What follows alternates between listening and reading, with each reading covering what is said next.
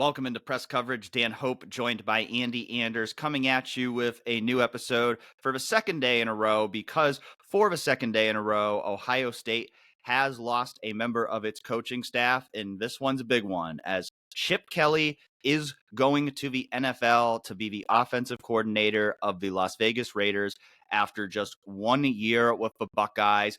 We had mentioned it yesterday when we were talking about Justin Frye also going to the NFL, that we knew this was a possibility, that he had expressed some interest in going to the NFL. The Las Vegas Raiders had been rumored to be interested in him. The Houston Texans had been rumored to be interested in him.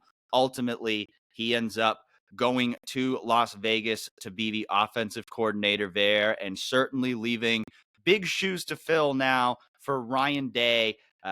Ryan Day making that decision a year ago to delegate play calling for the first time, bringing in one of the people he trusts the most in the world to take on that job in Chip Kelly, his longtime friend who came in, did a great job, of course, leading the offense to a national championship for the Buckeyes. But now, for the third time in a year, because first Ohio State hired Bill O'Brien last year, then they hired Chip Kelly. Now Ryan Day forced to conduct an offensive coordinator search once again.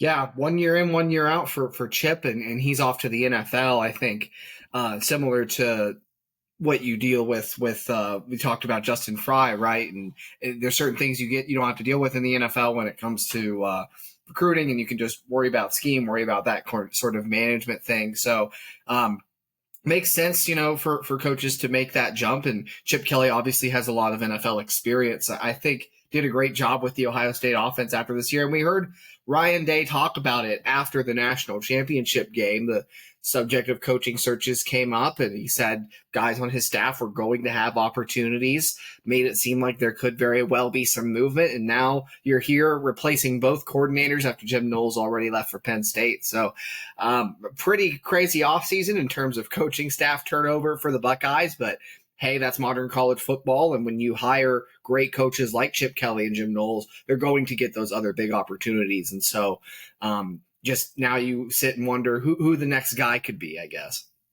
Yeah, it was evident during that press conference a couple weeks ago, the day after the national championship game, that Ryan Day knew there was a chance he was going to lose some key members of his staff. The way that he answered that question, talking about, hey, those opportunities are a reward for winning the national championship, and that's part of all this. I think he knew at that time there was a very real possibility that this could happen, that he could lose both of his coordinators, that he could lose Justin Frye. And so I think Ohio State has certainly been preparing for all three of these possibilities. I think they knew all three of them were possibilities, and I don't think this came out of left field and shocked them. I think there's probably going to be some people out there who go, oh, what's going on? Why is everybody leaving? Well, I think in the case of both Chip Kelly and Justin Frye, it's a desire to go to the NFL. It's a desire to coach at that level, to, like you said, not have to deal with the recruiting aspects of the job,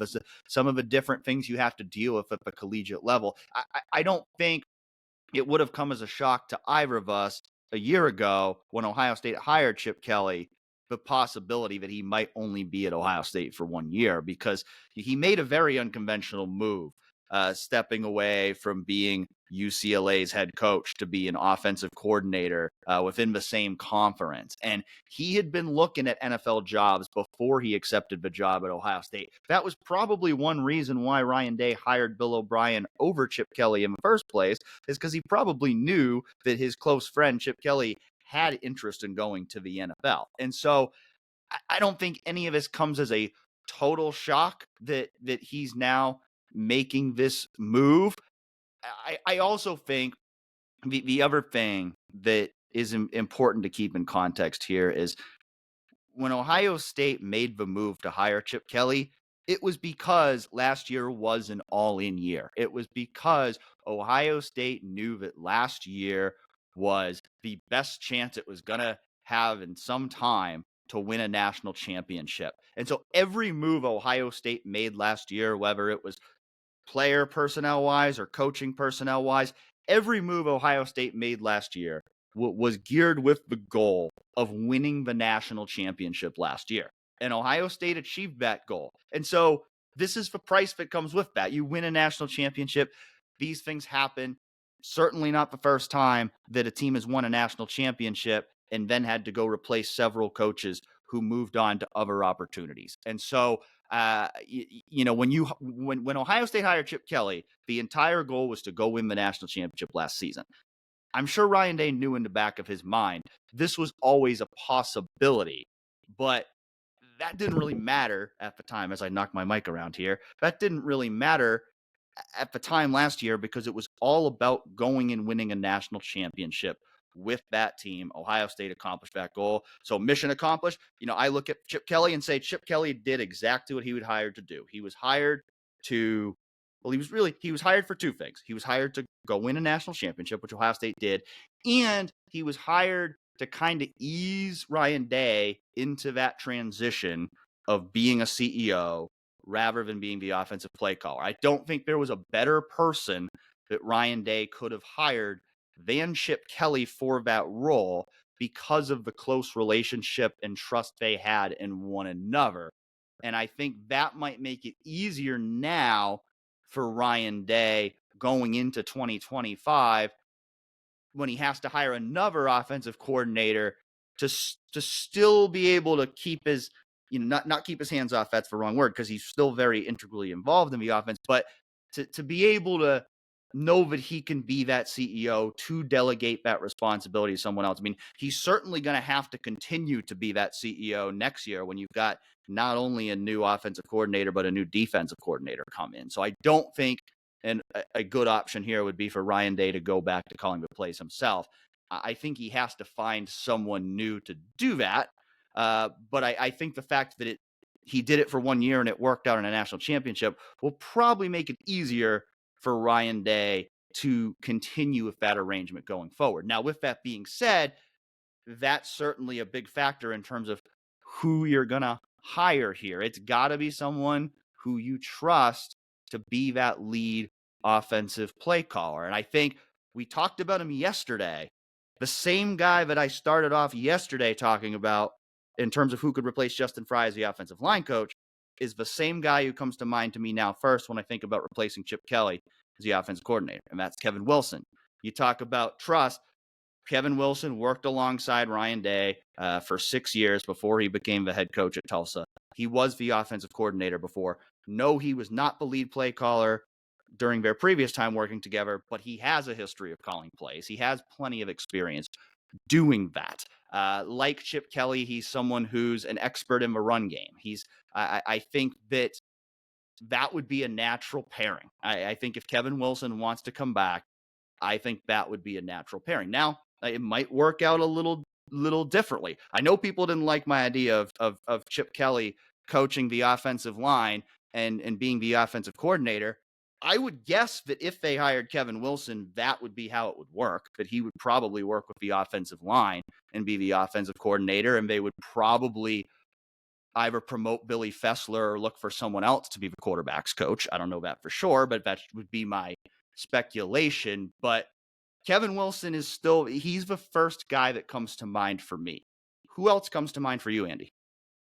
Yeah, I mean, Brian Hartline's one that's going to come up. I don't see Ohio State necessarily going in that direction because they tried it with him for a few months last year, or 2023, I should say, before, they hired Chip Kelly, Bill O'Brien, then Chip Kelly that offseason.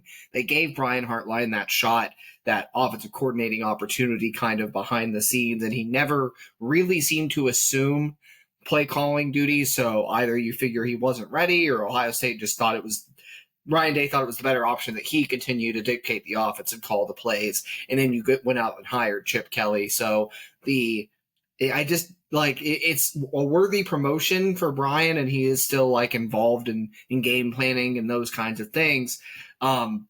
Even just for what he's done at receiver and the recruiting and all of that. And it's always good to promote those kinds of guys to help keep them around as long as possible.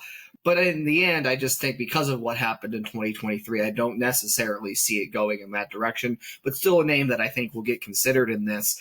Jason Candle out at Toledo. You talk about someone with that background in the spread, the kind of scheme that Ohio State wants to run, so many innovative spread concepts and different things that Ohio State's offense does has been in part based on, done by Jason Candle, by some of those spread offenses. He's, I think, a guy who would be a great fit if you could get him from where he's at right now, there, head coach at Toledo. And that, to me, too, when you talk about getting a guy with that head coaching background, whether it's Kevin Wilson, whether it was Bill O'Brien or Chip Kelly, I think seems to be something important now that Day is embracing that CEO role, and he wants guys that can be the head coach of the entire unit. Jim Knowles was the head coach of the defense. Chip Kelly was the head coach of the offense. So getting a guy with that head coaching background, I think, makes a lot of sense. And that's why, to me, Jason Candle is a name that is worth a call in this. Yeah, that's an interesting name because he was one of the first names that came up a year ago when Ryan Day made the decision to go and hire an offensive coordinator. And so, I don't know how far along those conversations got a year ago, but it sounded like there was at least some conversation between the two sides about the possibility that he would potentially come to Ohio State and be the offensive coordinator. So I think that's a good name. I think a similar name with a similar kind of resume would be Joe Moorhead, the former offensive coordinator at Penn State and Oregon, who is now the head coach at Akron. I think that would be kind of a similar potential hire. I mentioned Billy Fessler before. Billy Fessler worked with him at Akron, so there's already a tie there. So I think that's another name that would be logical. I agree with you on Brian Hartline. I think the question with Brian Hartline would be, does Ryan Day think he's ready to call the plays now when he wasn't 2 years ago? I think that would be the big question with Brian Hartline. I think, and Ryan Day would know that a heck of a lot better than you or I would. I think if they think Brian Hartline has, developed as a coach over the past 2 years to where you could trust him with being that lead offensive play caller now, then it would certainly be an option worth considering. I agree with you, though. I think it's more likely to be someone who already has that track record experience being an offensive play caller, perhaps ideally being a head coach, like you've said. I would also imagine Ryan Day's probably going to look at possible NFL names as well, because we saw that last year with both Bill O'Brien and Chip Kelly. Both of those guys were guys that had NFL experience. So I'm sure, that's something he could look at as well. We're just recording this right after the news broke, so going to have to dig a little bit and maybe look and see who some of those names might be. But this is all part of college football. Like we talked about before, things can change a lot from one year to the next. And, this is a challenge that Ohio State now has to navigate. If it's offseason really in full swing, now having to replace 3 very important coaches from last year's national championship squad, and how effectively Ryan Day does that could go a long way toward how successful the Buckeyes are in 2025. But the good news is, it's kind of like we talked about with Jim Knowles. Whoever that new defensive coordinator is going to inherit Caleb Downs. Whoever that new offensive coordinator is going to inherit Jeremiah Smith. They're going to inherit Carnell Tate. They're going to inherit 2 5-star quarterbacks. They're going to inherit a really talented tight end room. They're going to inherit an offensive line that I think is in better shape at this stage of a year than the offensive line was going into the last couple of years. And so this should be a very appealing job to offensive coordinators out there. And now it's up to Ryan Day to go find the right guy to lead this offense, because it is going to be a very important job, because you are talking about, unlike last year when you had an experienced quarterback in Will Howard to lead the offense, you're going to be talking about a first-time starting quarterback. So it's very important that you find the right guy for this role, or really now we're talking about the right guys for these roles on offense, with 2 offensive vacancies to fill, and finding that right mesh of coaches to lead the offense is going to play a critical role in how Ohio State's 2025 offense fares with Julian Sayin or whoever the quarterback ends up being.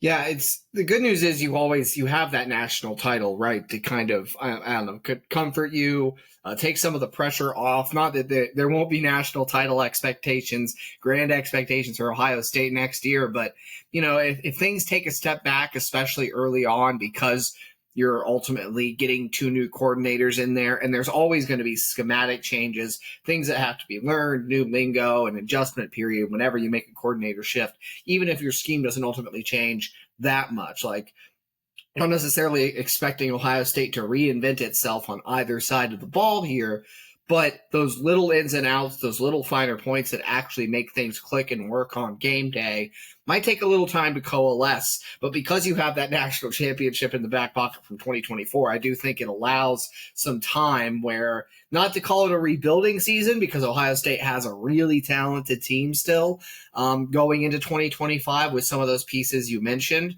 even if there's going to be a lot of inexperience too. But you're going to have some time and maybe less pressure to figure it out immediately. There's going to be urgency in the coaching staff, and you're going to put your pedal to the floor and try to get it installed as quick as possible and get things figured out as quick as possible. But I do think that backdrop of coming off a national championship puts some wind in the sails and can maybe help that process along. So just very interested to see the direction that Ryan Day goes here. And like you said, it's a test for him.